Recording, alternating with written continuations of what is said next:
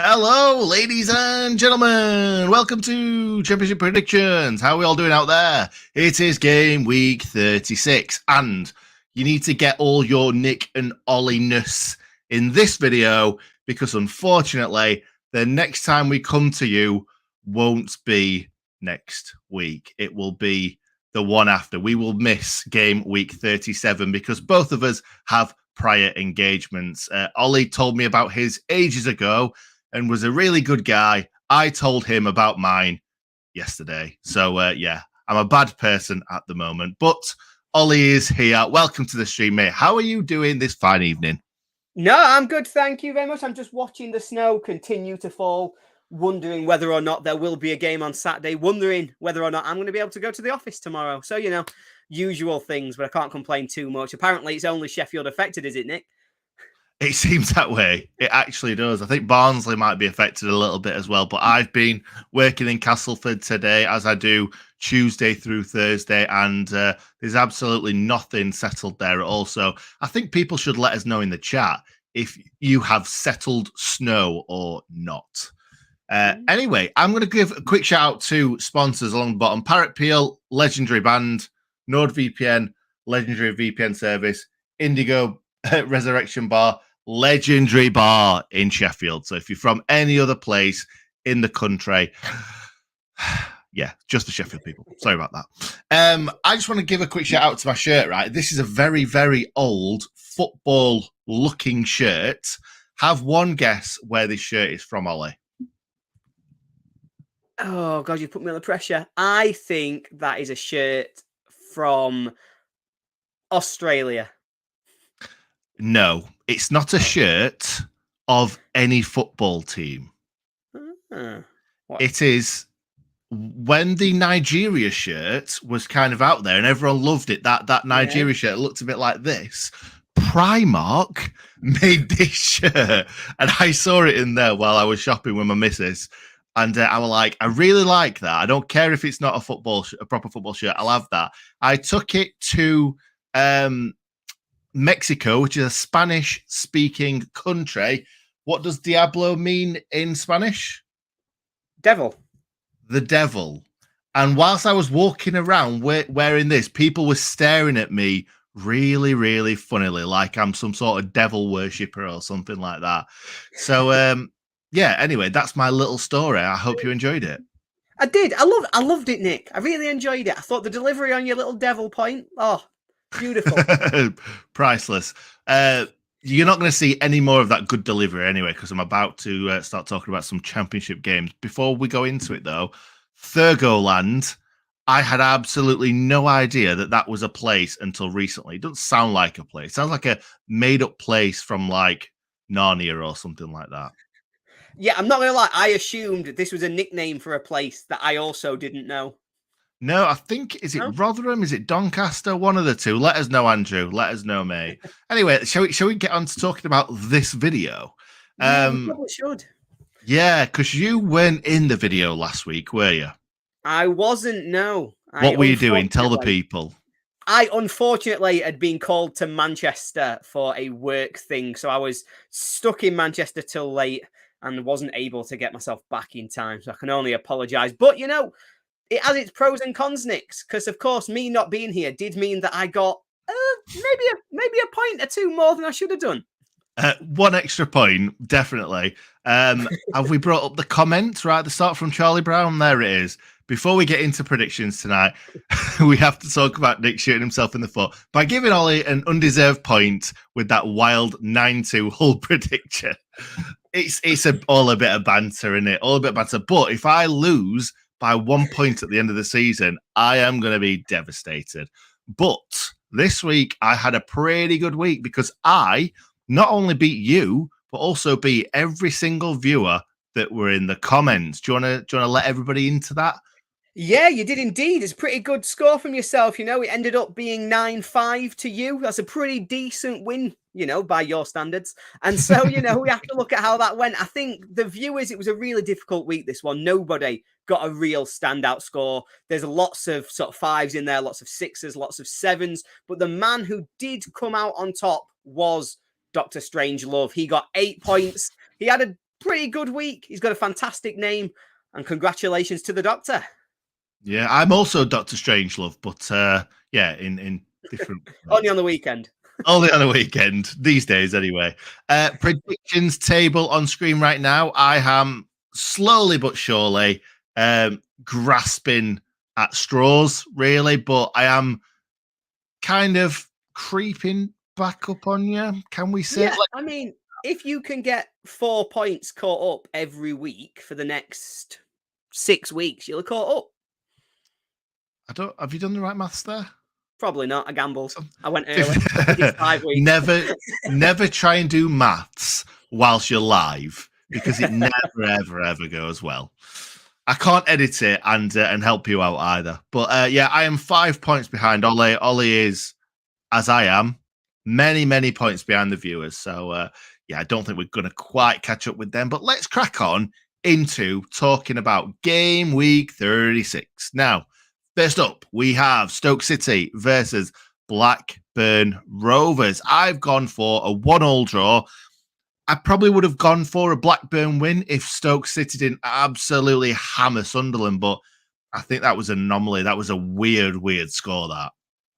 Yeah, it's an interesting one. That seemed to come from nowhere. But Stoke are an interesting team, you know. I think they're the kind of side that this is going to be a game where whoever scores first is probably going to win this game. Both teams seem to get so much confidence from taking a lead, and I think that they'll probably look to do this. I think in this one, it'll be Blackburn who take the lead. I think they'll go 2-0 up, and Stoke will probably score a late consolation. But one thing that did give me a little bit of pause for thought, 4 of the last 5 games between these two has finished 1-0, one way or the other. The other one was a 1-1 draw. So maybe I've had too many goals in it. But yeah, I think Blackburn are in great form. They've really kicked on to cement their place in the playoffs, and I think they'll win this one.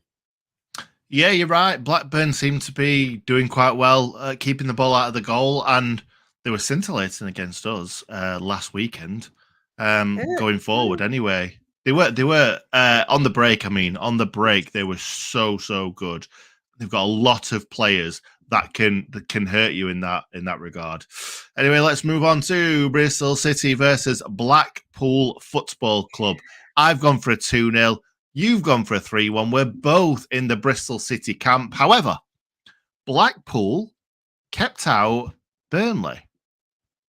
They did. It's a fantastic result, that, and you've got to give them so much credit, because if you can keep out Burnley, you're obviously doing something right. I think the problem that they've got is that's a fantastic result that only gets you 1 point, and they are looking, that bottom 3 are looking a little bit stranded at the minute. They need more than that. They've got to get wins on the board, and Blackpool have won 1 in their last 18.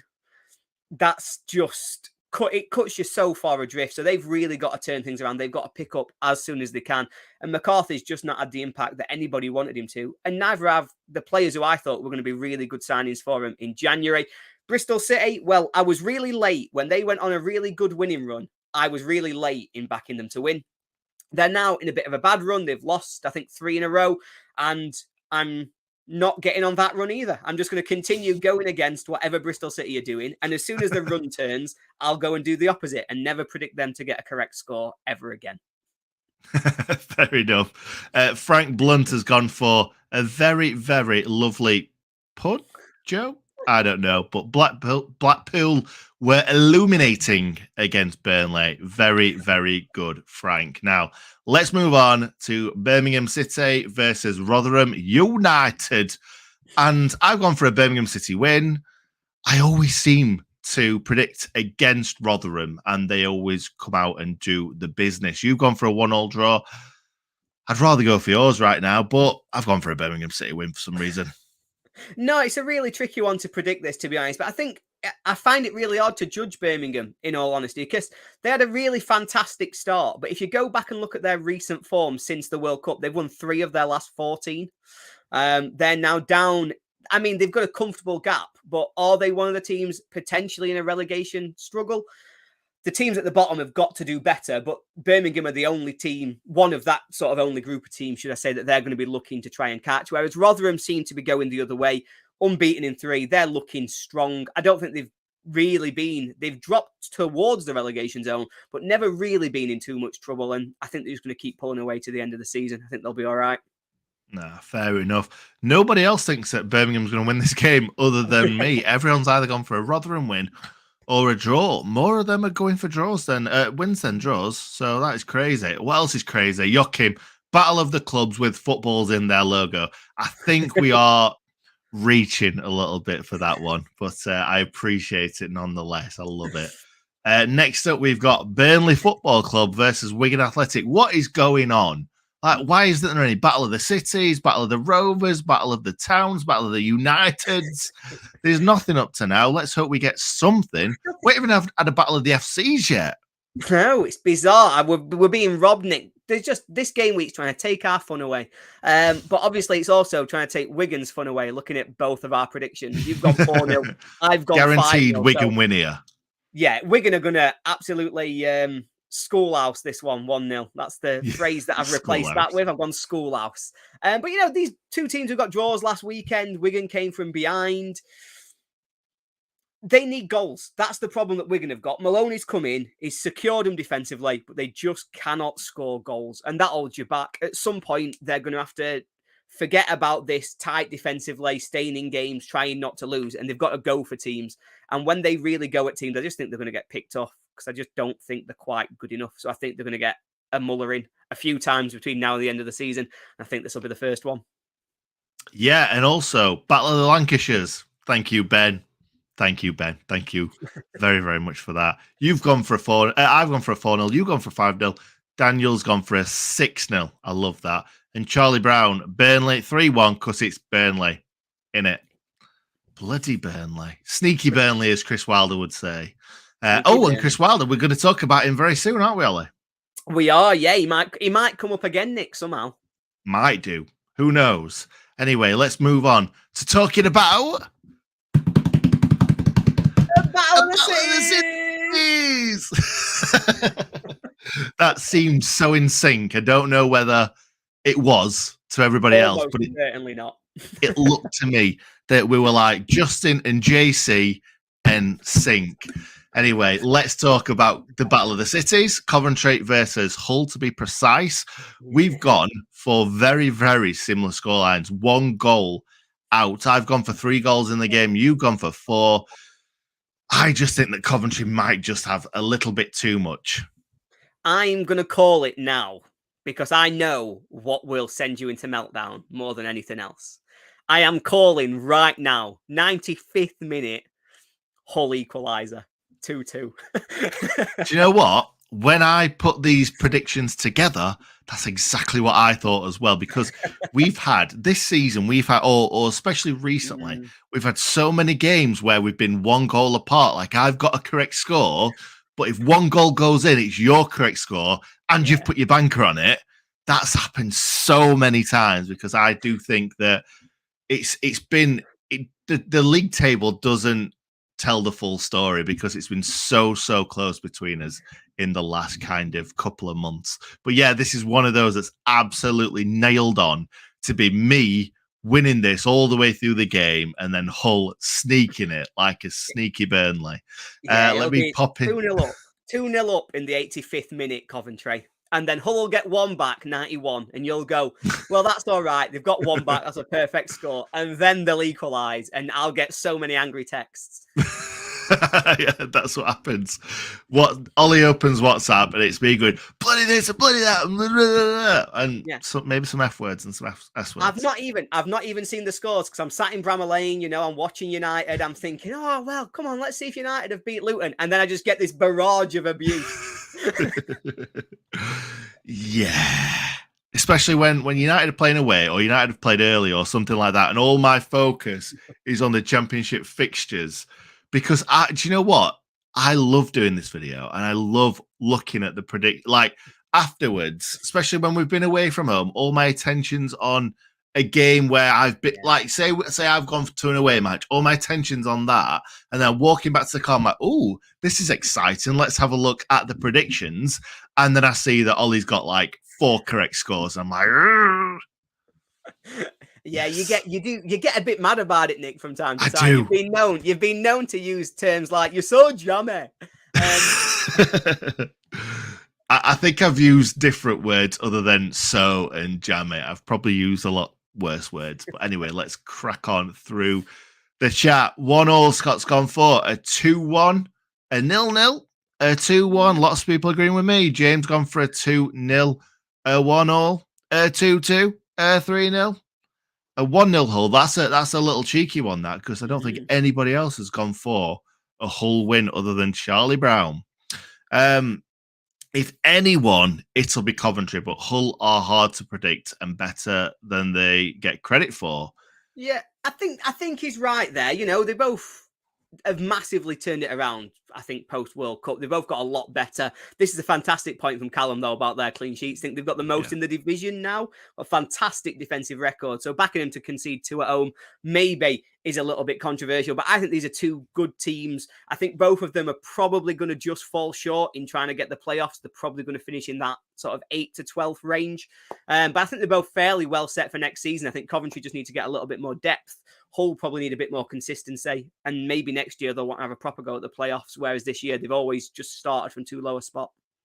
Yeah, you're probably right there, mate. Now let's move on to Battle of the North Ends. No, it's not. It's Preston North End versus Cardiff City. We've both gone for a 1-0 win. However, opposite way round, and you're putting stock yet again the fact that Preston aren't very good at home. Change the record, Ole. Well, you know what? I've got a question for you, Nick. Have Preston got any better at home since I started parroting this line? No, not really. Troy parroting this line? Hey. Nice. But actually, Nick, you're wrong. They have got a little bit better. They're unbeaten in their last 3, albeit that 2 of them were draws. But for them, that's progress in their home form at the minute. But I've been really impressed with Cardiff. They've been fighting at the bottom. I think they've actually improved themselves. They've took them away from that battle. They've got themselves a little bit of daylight between them and the bottom. And Preston are going to be mid-table. I think they're a mid-table side who are probably now already settled into their position as a mid-table team. And so when they're coming up against teams who are going to be really fighting for what they've got, it's going to be a struggle sometimes. And I just think combine that with their difficult home form, I just think Cardiff have probably got enough to try and nick this one. Fair enough. Daniel very much disagrees. Yeah, there's 2 bankers in there, 2 completely different scores, a 0-0 from Scott and a 3-0 from Daniel. So, yeah, a little bit mad. Now let's move on to talking about Chris Wilder. Take the floor, mate.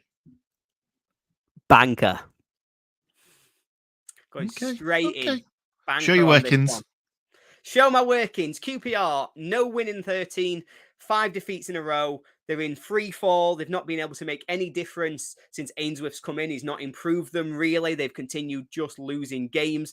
I think, to be honest with them, their fantastic start to this season is all that's going to stop them being in the absolute mire of a relegation battle. Whereas Watford, Wilder's coming in, which obviously, you know, from my perspective, gives me confidence about most teams now. I know it didn't work out at Middlesbrough. Just think he's a fantastic manager, and we know what a difference he can make. It did in the first season. But he did when he came arrived. in, turned them round, got them almost into the playoffs. Second season, I've heard a lot of things about what's happened with kind of the powers that be at Borough and Wilder and possibly the Burnley job.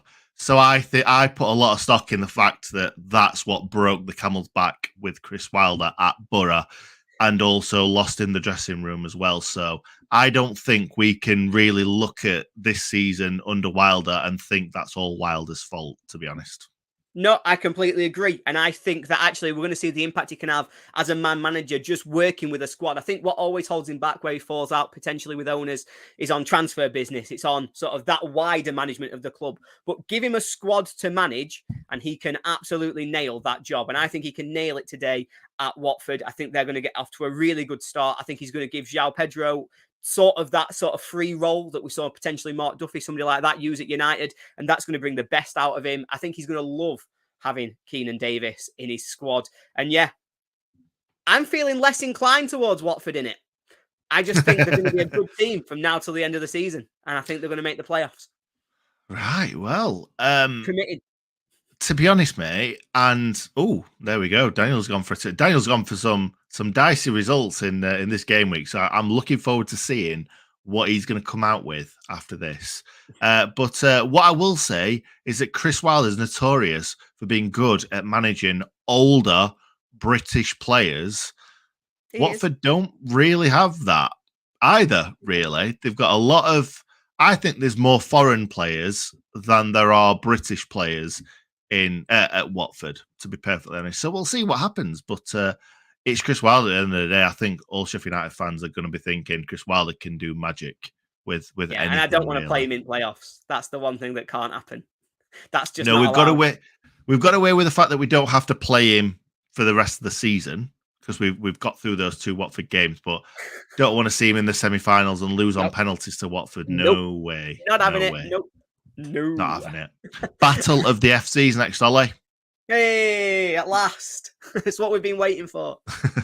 And again, we've gone for very, very similar score. Another 1-goal swing that is obviously going to go, oh, no, it can't go in your way, because I've got an extra goal than you. But you see, you're misreading it, Nick, because what's going to happen is, of course, that in the 93rd minute, Millwall will have a goal disallowed, and in the 95th, they'll miss a penalty. Yeah, 100%. 100%. Yeah, miss a penalty, goal disallowed, anything like that. So, yeah. What do you think? I'm surprised you're not going for your favourite team to win this game. Yeah, I am, to be honest. I surprised myself. But, Reading, I know that midweek against United, they were fine, but obviously they weren't great. And so it's hard to know quite where I'm putting my stock in this one, but they've been really reliable at home all season. They've been one of those quintessential win at home and then struggle away from home kind of teams. They've won 3 of the last 6.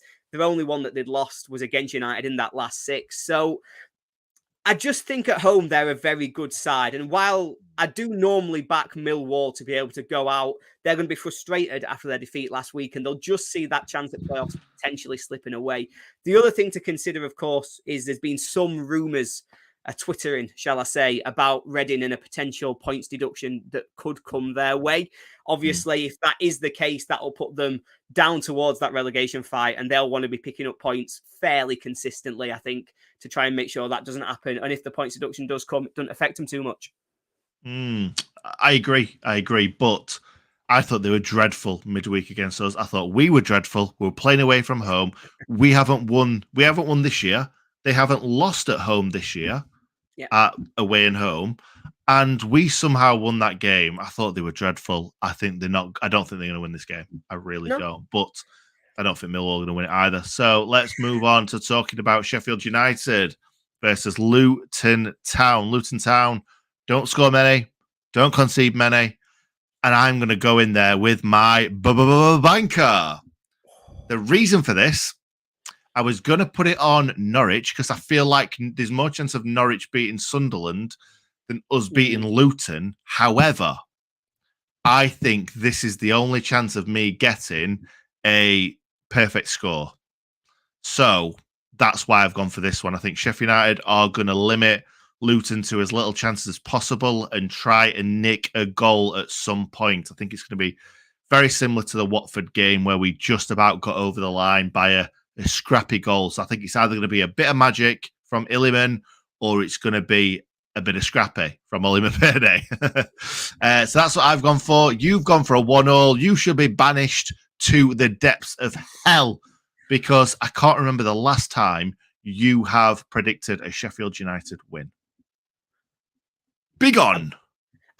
Probably about 3 weeks ago in my defence. I think probably the game. How is that in your defence? Because of course it's in my defence. I'm doing this from an honest position, Nick. I'm not wearing them red and white tinted glasses today. No, this is a championship predictions video. This isn't tell me how much you love United all. But that was a huge win midweek. We needed it so much to just convert that game in hand to the 3 points because 7 points just feels so much more comfortable than 4 points with a game in hand. Because everything at the minute just feels like a difficult game for United. Luton have shocked me from the start of the season. I didn't think they were going to be in a playoff race.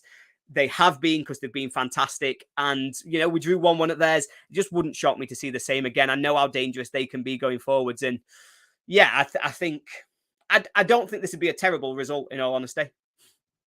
No, I do. I think we need to win every single home game this season. We've got We've not got too many difficult home games. It's just a lot of bad away games. So that's why we need to win Horrible. as many as we possibly can. Sorry, Charlie. I did do this Yeah. graphic about 3 hours ago, though. So if anything, you're copying me. 2-1, Daniel's gone for. That's more like it, Daniel. That's more like it. 0-0, Blades poor at the moment, but don't see Luton scoring past our back four. Past our back four? When was the last time we had a back four? It's been a while. It has been a while. Unless he means 3 centre backs and Wes, we'll go for that. Yeah. That's what we're saying. Give him the benefit of the doubt, to be fair. Yeah, and Wolfgang's Don't absolutely give Wolfgang right. any benefit of the doubt. Get it off. Absolutely right. Let's move on because we've gone really slow in this one. Still got 3 games to go. We've got Swansea City versus Middlesbrough, and this is where the wheels come off. The wheels are coming off. I'm telling you why. Because Michael Carrick is going to West Ham. I'm saying it now. This is where things like this happens. This is what happened with Chris Wilder. This is what's going to happen with Michael Carrick. He's off to West Ham, and this is where Swansea are going to beat them 1-0. Yeah, I hope you're right. And I think there is a chance, Borough lost their last away game at West Brom. They did bounce back pretty well by absolutely destroying Reading last week. But they did lose the last away game, and that'll be playing on their minds. And the pressure is back on them after we beat Reading midweek as well. But for me, this one's more about Swansea, because they're another one of these teams that just seem to have completely gone off a cliff. There's a few of them I've spoke about. I think Blackpool, I think QPR, and Swansea are the other one. They've got 1 win in the last 9, only 3 wins in 14 since the World Cup. And they don't get much tougher than this. I just hope that Carrick's got one eye on West Ham, that he's already started packing his stuff and moving to London, and they can take their eye off the ball. Let's hope so, mate. Let's hope so. I hope I'm right. Everybody else is going for a Middlesbrough win except for Scott, who's gone for a 1-0. I did originally put 2-2, and I'm like, there's never going to be 4 goals in this game unless it's a Middlesbrough hammering. But everybody else. Oh, good old. I'm not going to say your name just in case it's rude, because people have done me like that before. I read the name and it's something rude. Anyway, 2-1 Borough. 4-0 Borough. I think that's more likely, to be honest. 4-0 Borough. Anyway, let's move on to West Bromwich Albion versus Huddersfield Town. And we've both gone for similar scores. We both think that West Brom are going to win by 2 clear goals. I think this is a gimme. It's one of the most gimmies in the Championship. I don't know why I didn't banker this one, to be honest, because this feels like the most obvious banker of the week. And the fact that neither of us has gone for it feels like a crime. Huddersfield are just not that side yet. I don't think that they are going to stay up. I don't think they're good enough. I think, Warnock's not had the impact you would want yet. And I think they're probably one of the teams that are going to be gone. Whereas West Brom have got some real work on now to get into the playoffs. It looked like they were going to be there, to be honest, under that fantastic run under Corberan. But things have come off a little bit. They've got to win games like this to be the team that go and take 6th spot. And I think they will, to be fair. Yeah, well, Daniel's saying not. Of course he is. Of course he is.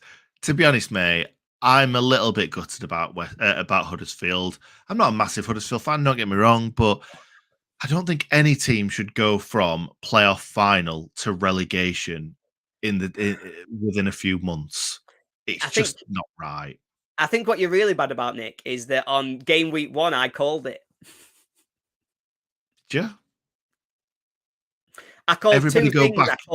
I called Borough finishing first, and I called Huddersfield going down, I think. You did. You called Borough. I remember you calling Borough. Obviously, that's not going to happen. No, but they've come back in. They were the form. 2 things that you laughed at me for at the time that actually, in time, haven't aged that badly. But this one, especially with how they lost that playoff final last year, because they deserved better than that. They got absolutely done by a few refereeing decisions. And it's not what you want to see. No, I don't want to. I don't want to at all. Anyway, let's move on to Norwich City versus Sunderland. And Sunderland fallen off a little bit of a cliff recently. Yeah, a little bit. I think they've lost 3 in a row, have they now? And obviously got absolutely done by Stoke last weekend. I think probably that's the end of them as well, looking at the playoffs. I think they'll probably now That's the end of them. That's the end of them. That's just the end of them, Nick. See you next week. Yeah, fold the club, yeah. No, at the end of them going for the playoffs though this season, I think they'll look back on this one as a good first season back in the Championship, but maybe a little bit of a missed opportunity. Whereas under the radar, Norwich are starting to look a bit good. I think they're unbeaten in 5. They've won 4 of those 5. They're into the playoffs again now, and they'll probably look to stay there now to the end of the season. It's a difficult one, but I think Norwich will win it fairly comfortably in the end. Daniel, if he comes out with more than 5 points, I will be shocked. But no, it's very. I want him to do well. I really want him to do well with all these crazy score lines he's going for. And I also actually want Sunderland to do well. I've been a bit of a closet Sunderland fan since the Sunderland Side-Eye documentaries. I love them to bits. I thought you were going to say it since they beat Wednesday last year, because that's when I started really rooting for them. Yeah, that as well. That helped. But no, to be honest, with Sunderland, I wanted them to do well. I called them to do really well and then fall down slightly, and that's kind of what they're doing. So we've gone from you predicting stuff to me predicting stuff a little bit. But I called it to be kind of like our form when we got promoted from League One. They kind of carried on that crest of a wave and then just kind of fallen away because they didn't quite have everything in place. They don't have the players that they'll probably have next season. I think they'll do well next season. Yeah, I do. I think there's a few teams I'm looking at, to be honest, and thinking, actually, it's a shame that they've not been able to really kick on this year. But I do think that they are well set for really going forwards next season and kicking on. And I want to know who Danny's uncle is. Yeah, I really do as well. And I feel like it's going to take him a while to put it in the chat. So, Danny, while I wrap this up, make sure you put it in the chat quick enough so that we don't have a 40-minute video, because we need to find out. Anyway, thank you very, very much for watching, everyone. Ole, we were saying just before the stream that we've not done a video in a while. So it's nice to see you as well, mate. Yeah, always nice being back, Nick. It does feel like it's been a while. So, yeah, we'll try not to miss too many more now. No, exactly. We like I said earlier on, we will miss the next one. Unfortunately, this will be the only one this season that we've missed. I just want to check, actually, Nick, on that stat and whether or not we are missing the next one or the one after. Because I think there's a midweek set of games that we can do Sunday night, and then we're missing the Thursday. Yes, yeah, you're right. You're right, mate. You don't need to check that stat. You are right.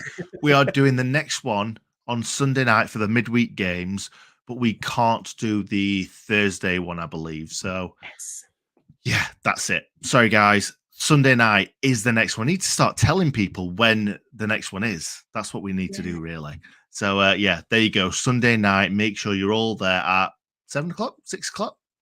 7 o'clock, I think we said. 7 o'clock. Let's do that. Danny, there we go. Martin Scott. So, everybody Google Martin Scott right now, and that is Sunderland's left back. And that was Danny. That was Sunderland's left back, and that is Danny's uncle. I was going to say that is Sunderland's left back, and that was Danny.